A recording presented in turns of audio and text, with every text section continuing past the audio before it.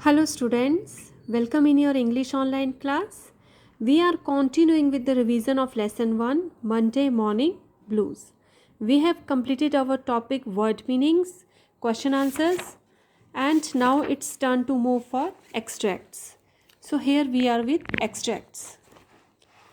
Extract number 1 is well, one of them's loose and it aches awfully. It means कि उनमें से एक बहुत ढीला है.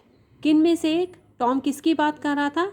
Of course he is loose teeth and it aches awfully, और इसमें बहुत तेज़ दर्द हो रहा है. एक मीन्स टू फील पेन, बहुत दर्द होना, एंड ऑफुली बहुत भयानक तरीके से, horribly. Now the questions related to this extract is who is the speaker. Who is the speaker of these lines. ये लाइन्स कौन बोल रहा था? The speaker is Tom Sawyer. The speaker is Tom Sawyer. Tom Sawyer is the speaker of these lines because he was feeling pain in one of his upper teeth. What is loose? क्या ढीला है? क्या ढीला है? कह रहा है ना, one of them is loose. One of them is loose. So what is loose? क्या ढीला है? One of Tom's teeth is loose.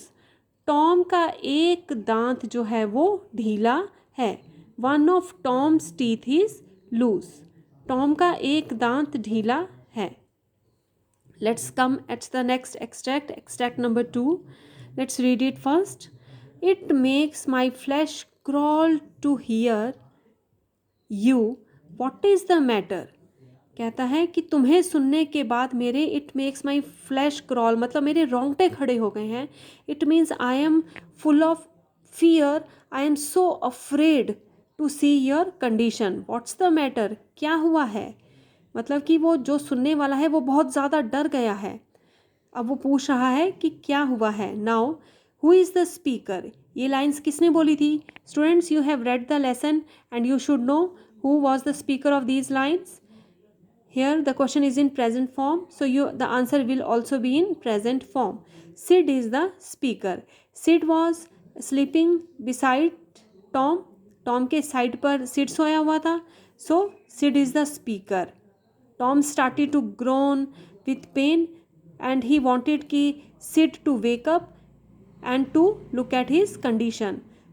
After seeing Tom's condition, Tom की कंडीशन देखने के बाद सिड ने ये लाइन बोली थी, it makes my flesh crawl to hear you. What is the matter. मेरे रोंगटे खड़े हो गए हैं तुम्हें देखकर, तुम्हें सुनकर.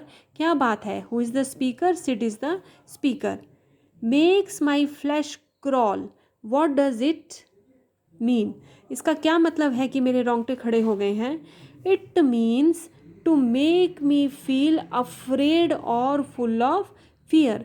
इसका मतलब है कि वो बहुत ज़्यादा डर गया है, वो डर से भर गया है, बहुत ज़्यादा वो भयभीत हो गया है. What is the matter. अब मैटर क्या था? क्या घटना हुई थी कि टॉम इतना ज़ोर ज़ोर से ग्रोन कर रहा है?